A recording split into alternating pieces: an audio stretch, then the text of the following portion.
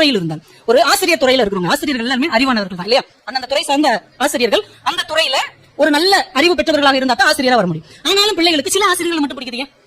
சில ஆசிரியர்கள் பாடத்தில் மட்டும் அதிக மதிப்பெண் எடுக்கிறாங்க. அது கஷ்டமான பாடமா இருந்தாலும் சரி, பிடிச்ச ஆசிரியர் 50-90 மார்க் எடுக்கிறான். வேற ஒரு ஆசிரியர் ரொம்ப படகு 30க்கு போயிடுறான்.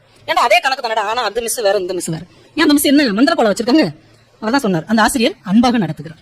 எந்த ஆசிரியர் பிள்ளைகளிடம் அன்பாக பாடம் நடத்துகிறாரோ அந்த ஆசிரியரின் பாடத்தில் பிள்ளைகள் அதிக மதிப்பெண்கள் வாங்குவார்கள் என்பதை மறந்துவிடக்கூடாது.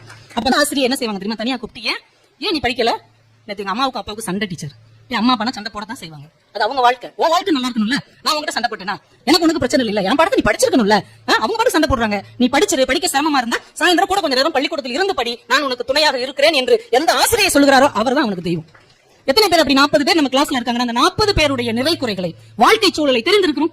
பாடத்தை மட்டும் தெரிஞ்சா போதாது, மதிப்பெண் மட்டும் வர வேண்டும் என்று நினைத்தால் போதாது. அவன் நல்ல மனிதனாக வர வேண்டும் என்று நினைக்கிறவர் தான் நல்ல ஆசிரியராக இருக்கும்.